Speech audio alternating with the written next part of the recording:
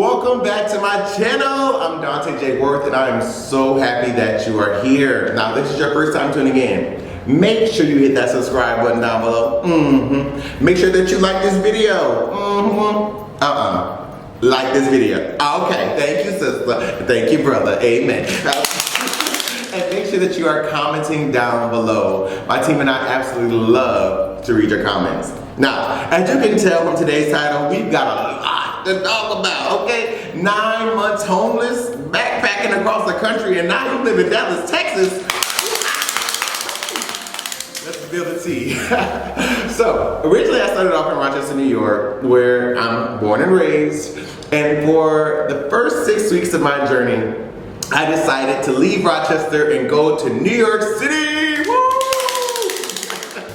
After New York City, I took a journey from New York down to Atlanta, Georgia, down to South Carolina, up to North Carolina, over to San Juan, Puerto Rico, back over to the mainland to Washington, D.C., up to Connecticut, back up to New York, and then ultimately flying all the way down to Dallas, Texas. During that time, I met some of the most incredible people, ate some of the best food. I got to stay at some of the most unique places. And by that I mean I stayed in hostels, I stayed in hotels, I stayed in people's homes. And I'm gonna tell you a little bit about that in just a second. And during that time, I learned so much about myself, but I also learned so much about maneuvering through this world audaciously. When you learn to live audacious, honey, life gets better, joy gets better, it feels good.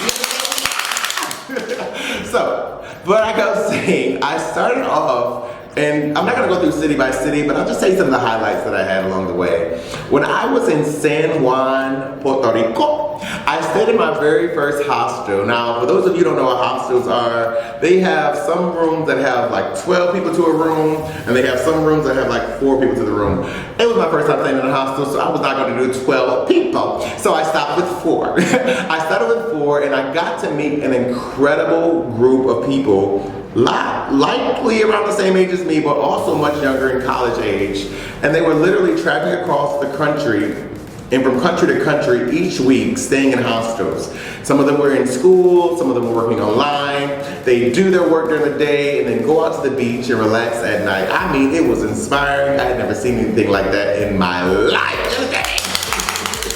I got a chance to go party with them, got a chance to like, just really hear their stories about making this decision for themselves to not just stay in their hometowns, but really to explore the world living in hostels.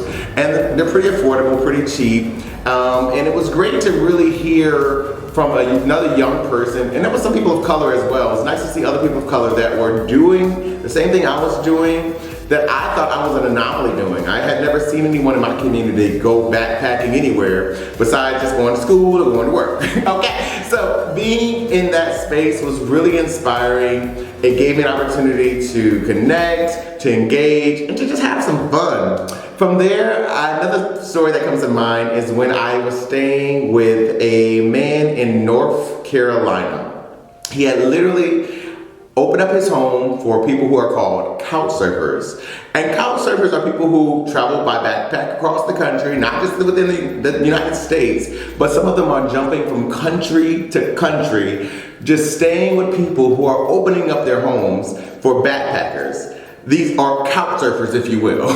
They are people on a platform that have been vetted, background checked, and all those things, and have reviews similar to like an Airbnb experience, except there's no exchange of money. You exchange stories. You might bring some food from your last location. You might bring something to drink from your last location. But all you're doing is exchanging stories for a place to stay. And the incredible value in that, there's so many things I can say. I can shout right there about how stories are so valuable. They're so valuable in so many more ways than one. But in that context, it was an exchange rate. And while I was staying with this man in North Carolina, he opened up his heart and his home to me. He was a former flight attendant who had retired, but now was living, just opening up his home for couchsurfers to come through. But he shared his story of being an openly gay black man during the 80s, during the 70s, and a little bit during the 60s as well. And during that time, if you know anything about history, being gay or even being gay and black was oftentimes associated with having AIDS or HIV. And so he not only shared his story of having friends who were passing away week after week as a result of this horrible disease, but he also shared with me how his own partner had been diagnosed while they were out of town, out of the country, and they weren't even allowed back in the country because the doctors did not want to go into his room, didn't want to treat him, didn't even want to let him on the plane, because at this time, research and advancements in medicine that we have now didn't exist back then. There was a fear. People didn't know how it spread. They didn't know how to protect themselves from it. So they just didn't want to be around it. So oftentimes people would be pushed into hospital rooms and left there with very minimal treatment to die. And hearing that in that testimony was so inspiring for so many reasons, because it made me feel grateful for the time period that we're in now. I know that we look around, we see the political climate that we're in, and we see all the things that are happening in the world. It lets me know that it could be worse, and we've gotten through worse, and things can and will get better. Another story that comes to mind is a young man who opened up his home in DC. He was a former Marine, and now he used to be married to a woman, and now he's living his life as an openly gay black man. He has literally renovated his home to accommodate couchsurfers in a hotel style format. From the outside, if you look at the house, it looks like a regular house on the street. But once you go inside, there's towels, there's everything. It looks like a hotel inside of his home. And it's so empowering and inspiring that he not only saw the value of sharing stories, but he saw the value of humanizing the experience for someone. Just because they're a couch surfer doesn't mean that they're homeless, or doesn't just mean that they are less deserving of an accommodation that is up to par. He went as far as not only providing a space for me to stay there, but he also took me out to eat. We went on a tour. We actually got to go to a group meetup with all the other couch surfers that were in the area at the time, who were just sharing their stories about the countries they had visited and the countries they were headed to next. I mean, it was powerful, it was inspiring, and I was so glad to have done it. And the last story that comes to mind is just another young man who was in, I believe, was he in Greenville, South Carolina. And he uses the platform a little differently. He would go on the platform, he didn't really open up his home, but he would meet people on there and just say, hey, I know you're new to the area, I know you're just passing through. Let me take you to some of my favorite restaurants. Let me take you to my favorite bars. Let's just go out and let's walk the streets and I'll show you what downtown Greenville looks like.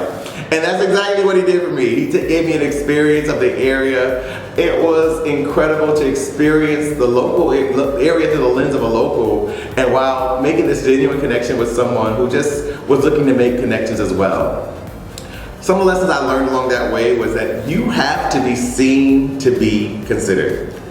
And now, with that young man who was just on there and making friends, his intention was literally to make friends.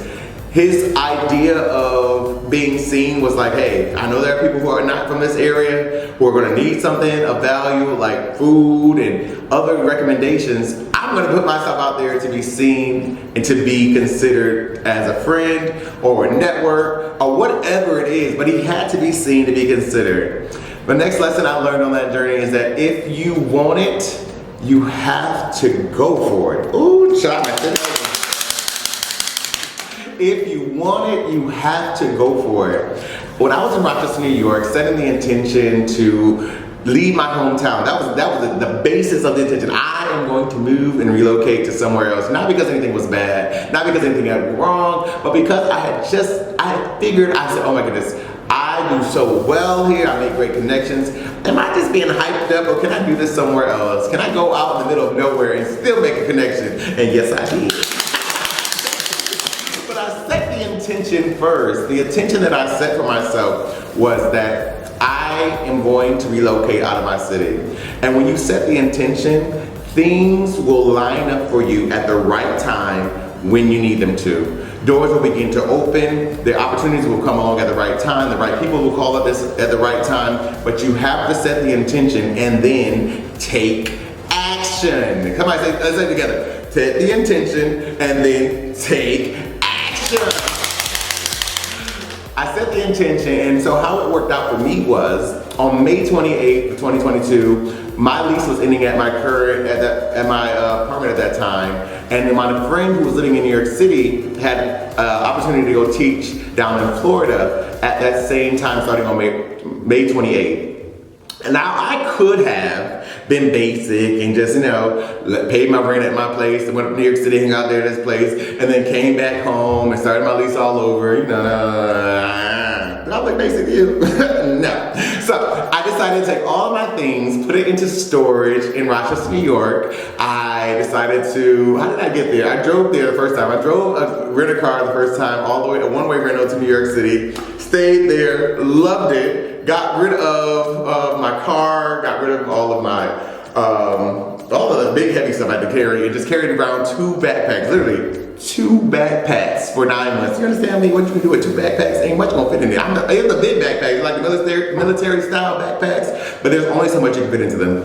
So got rid of all my stuff and decided to live out that dream of living out of my bag. I used to go to all these conferences and all these seminars, and I would hear all these people talking about, I lived out of my backpack. I was doing business so much, I was booked and busy. Now, I wasn't booked and busy at that time. I was just deciding I'm gonna live out loud and enjoy life. And enjoy living out of a backpack, and it worked out for my highest good. I tell you all of that to say that if there is something in your heart that you desire, a dream that you have to take action or it will never manifest. Oh, I gotta say that again. Some of y'all, the cheap seats, didn't hear me. I said, if you have a dream, if you have a goal, if there is something that you have set an intention for, you have to take action or it will never manifest. Oftentimes, I meet people who are creating vision boards. They are talking and writing affirmations down. They'll do all of the things that are branches of having a dream, a goal, an aspiration, but they won't take the action of actually digging into the soil, planting a seed, and then watering that seed and watching whatever you water grow. There's a saying that says the grass is always greener where you water it. And some of you, your grass may not be a physical home grass, but it could be just the grass of you sharing your gift with the world, writing that book, singing, or writing that poem, or publishing yourself, getting out there and doing something that you enjoy that other people may or may not understand. Sometimes you just have to do something for you. And I know how life can be. It can cause you to start second guessing yourself. Oh, it's too late. I'm too old. I'm too young. I can't do it. Silence the noise in your heart and in your mind. Silence all the negative influences. Silence everything that's told you that you can't do it and believe that you can. I have friends from all walks of life, all ages, and I tell them the same exact thing. Look down. Do you have a toe tag? You don't have a toe tag, so you still have hope, and you still have a future. In this moment, in this season, in this time, it is no accident that you watch this video. It's no accident, no coincidence that you are tuning in right now. You have something that you have been putting on the back burner for a long time. And now is the time to take action. Time is swiftly moving by us. And there's still time for you to do what you feel called to do, what you feel gifted to do, and what you really enjoy doing. So the question I have for you is, what do you want in this season, in this time, in the space that you're in? What is it that you want? Without any outside influences, without thinking about how am I gonna afford it? How is this gonna happen? Where is it?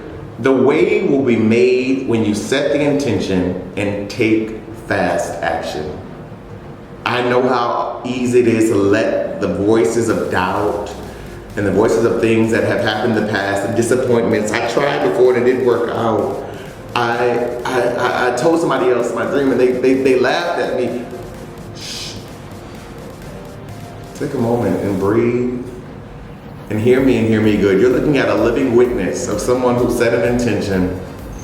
It may have just been to move and relocate, but it took a mind transformation to make a physical relocation. And there are some of you who need to relocate your mind out of feeling hopeless, of feeling like it's not possible, feeling like there's not enough room for you in the marketplace, feeling like all of the opportunities are being taken up by someone else. Somebody else is already creating the content, somebody else, but nobody's doing it like you. Nobody can say it like you, nobody can sing it like you, nobody can write it like you, nobody can show up the way that you show up. And baby, we love the way that you show up.